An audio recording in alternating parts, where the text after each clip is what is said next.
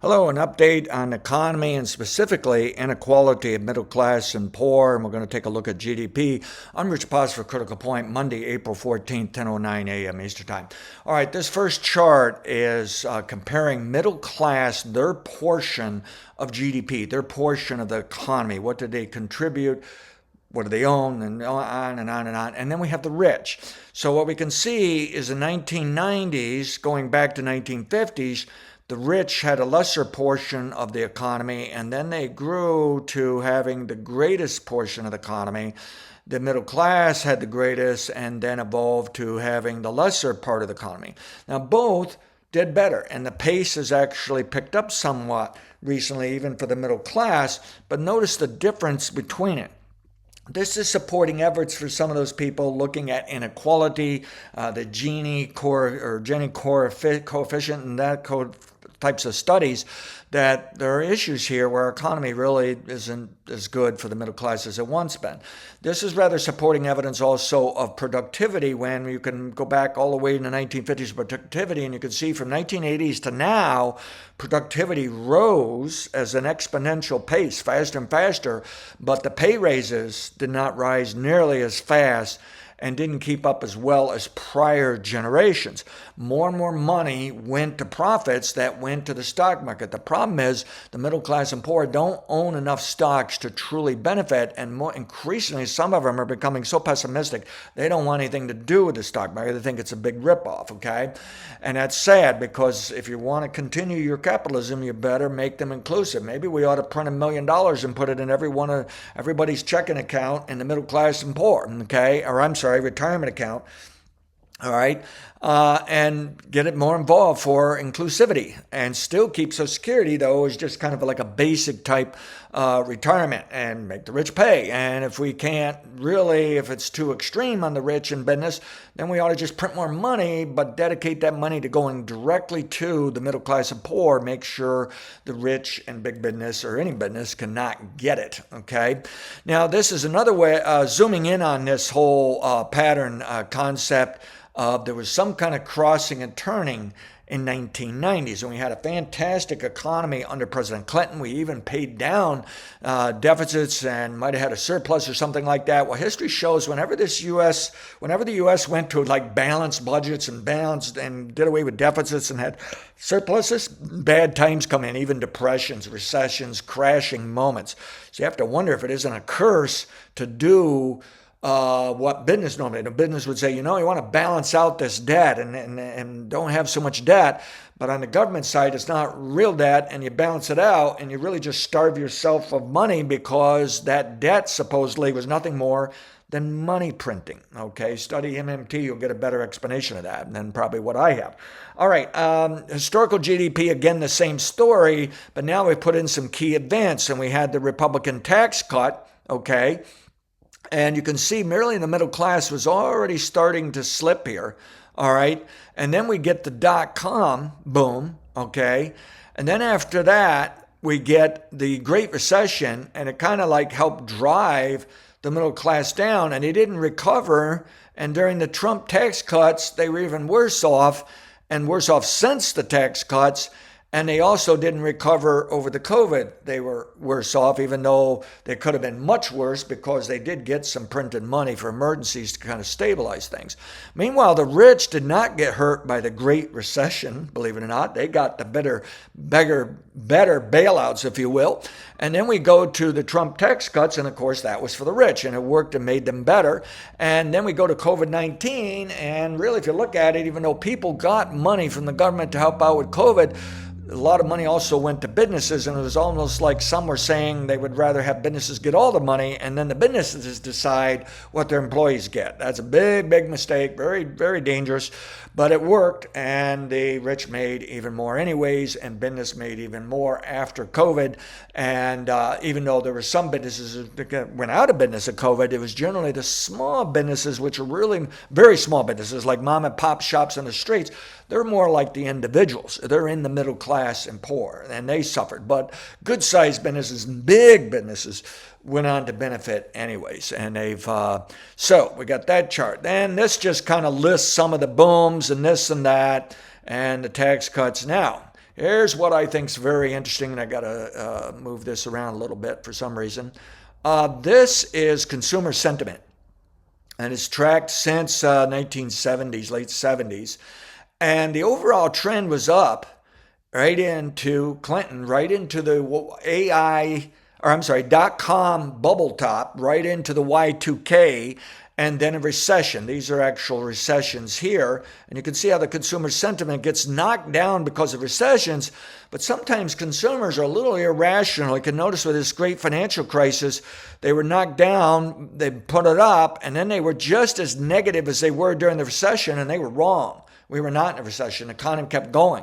They were kind of listening to the Republicans too much back then that were trying to beat up on Obama and cause problems. And they said, oh, the country's not on the right track.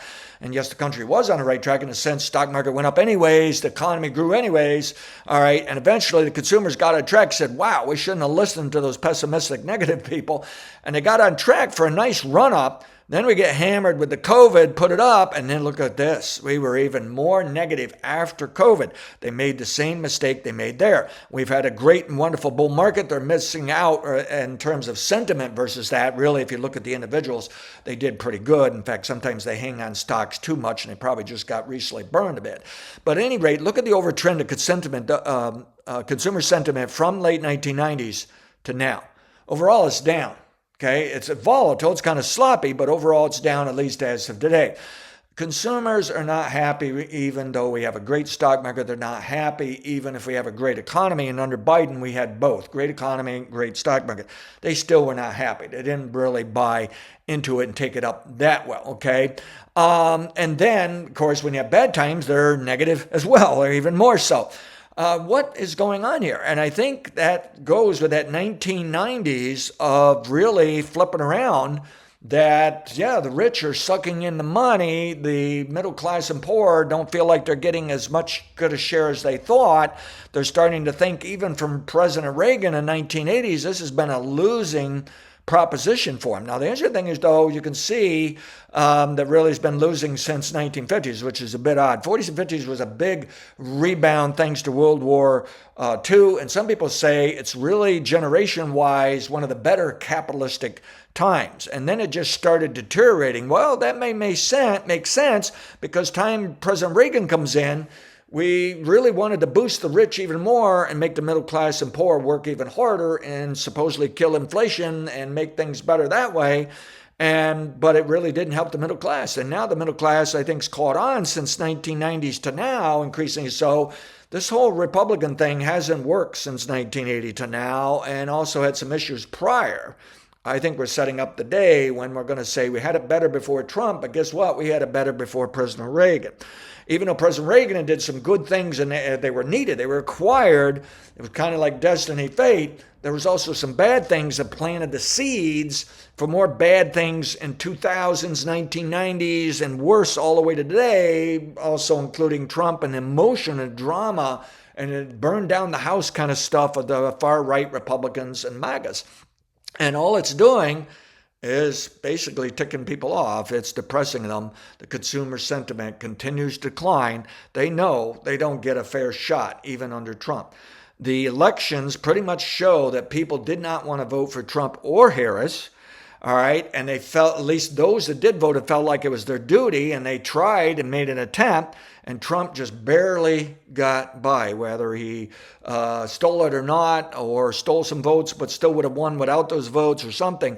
It barely won. And I think we need to change our election system. If you can't get more than 50% of the vote, we have to start over and have another election. And I think we have to make people vote whether they like it or not, and get the full pool here to try to get a good gauge of what the people really want. But my look at the election was they didn't want Trump or Harris, but we got Trump, and we're moving forward, and they're tearing down the government, and we may yet learn of some good things, but it's coming in increasingly just stressing people, upsetting people, and we're learning that the savings they're talking about, we're actually spending more money now to get those savings by wrecking our government. It's costing us more to wreck the government and straighten things out under Musk and Trump than it is what they're actually saving. Now, maybe long term we'll find the light at the end of the tunnel, and there was overall savings. Right at the moment, I think what's going on is we're burning down the house, and it's actually going to be somebody after Trump who's going to help lead us over the next 5, 7 years, 8 years, I hope, into something better, or when we get one of the better generations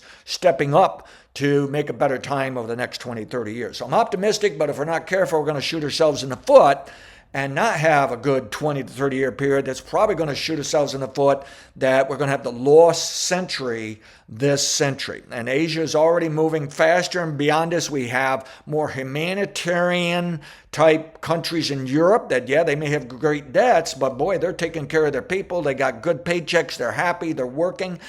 They may not have the glorious economy of the U.S., but the U.S., some of that is just because there's so many people here. We're such a bigger country. So if anything, I think we need to copy some of the better nations in Europe and some of the better nations in Asia and even some of the things of China, because China is now just exploding. They have their number of patents per year are just exploded way above the U.S. and Europe, okay? And you could just see they're taking care of their people better. They're more refreshed. They're kind of excited. Our system has really converted us so that we don't know what it is to have a civilization, culture, society. We don't even know what that is. We don't know what it is to have a nation. We don't know what it is to have a lifestyle, okay? All we know is make money, work hard, and that's it. And we are getting tired of it, though. We are looking for something else, okay? And I think we're going to wake up, no, it really wasn't Trump after all, and we still have to keep looking. Hopefully, we're going to change some things, because like I say, we could wind up with the lost century. I don't mind us being a close second to China, Asia, or something like that. That's as good as first. That doesn't bother me at all. But if we're going to be a distant second, we're not going to be a happy people, all right? And so I realize Americans, they think they can't copy anybody, and they always complain everybody's copying them. Chinese have crossed the threshold. They don't need to copy anymore. They don't need to steal anymore. They got the education. They got the smart, creative people. They got the excitement. And see, our incentive is nothing but money. Well, the problem is most of the money goes to the rich and big business and profitable businesses. And even though I love the stock market and hate to hurt it, I will say stock market makes too much money, okay? There's just all these things just sucking money from the middle class and poor, and we keep printing more and more money, and it doesn't really help the middle class and poor because it's just going more and more to Banker Street, Wall Street, going more to business, going more to the rich. And mostly I can pick on the rich, by the way. I don't want to pick on the stock market, frankly, but we have to. We have to change some things to make things better. And our incentive is just money when there's more to life than money, and communists woke up to this, that they had to change the way they were doing things and incentivize. So they allowed people to make more money, have some freedom, do some things, and they mixed a little bit of capitalism and a little bit of democracy and a little bit of free market or regulated type market systems in with the communism, and bingo, they had a really better economy for them. Okay, they have their own problems and issues with real estate, but it really made a big improvement, and their people are just kind of like refreshed and happy-dappy. They're running a little higher unemployment, and some of the younger people aren't quite as happy, but they're moving forward. And boy, some of these statistics I'm seeing, something has really changed the last 2 or 3 years, where they're going to really ramp it up, and they're going to leave us in the dust. And the problem is that the American people are just burned out, tired. All right, maybe we need to take 100 years off, take the century off and do nothing and be a nobody, but I don't think so. I don't think that's what we really want. I don't think it's necessary.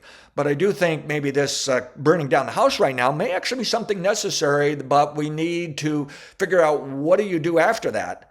And what do you do after Trump? Because the whole Trump MAGA story doesn't have the next plan. And what they do offer is just more of the trickle-down stuff, is the way it looks to me. So that's my little update here. It took longer than I thought, talked on long, but I think this is very, very important stuff for the younger generations, but everybody really, and important stuff for coming decades, but it's also very important this year in terms of stock market, economy, as well as over the next few years. Have a great day, and thank you.